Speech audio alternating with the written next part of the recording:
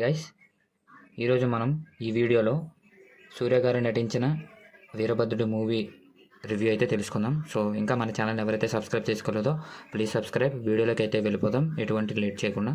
So movie విషయానికి వచ్చేస్తే కనుక ఫస్ట్ హాఫ్ అయితే మనకి చూస్తే కనుక ఒక పాయింట్తో, అంటే మెసేజ్ ఓరియంటెడ్ మూవీ అనమాట ఓవరాల్గా చెప్పాలంటే. సో మెసేజ్ ఓరియంటెడ్ మూవీ కాబట్టి ఒక పాయింట్తో మనకి ఇలా తీసుకొస్తారు మూవీని.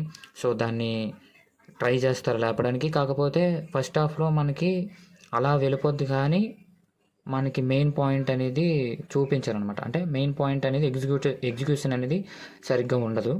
So that first half okay okay అనిపిస్తుంది. కొన్ని ఎమోషన్ సీన్స్ ఉంటాయి, అవి వర్క్ అవుతాయి, కొన్ని ఏమో వర్క్ అవ్వవు అనమాట. సో కొన్ని వర్క్ అయ్యాయి, కొన్ని వర్క్ అవ్వలేదు. అండ్ క్యారెక్టర్స్ ప్రతి ఒక్కరూ బాగానే చేశారు. సూర్య గారు అయితే చాలా బాగా చేశారు. సో అతని గురించి చెప్పవసరం లేదు.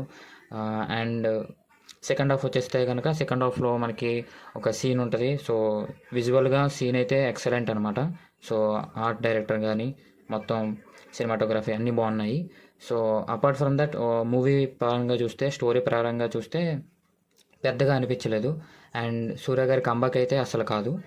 ఇంకా సూర్య గారి కంబ్యాక్ అంటే చాలా బాగుండాలి.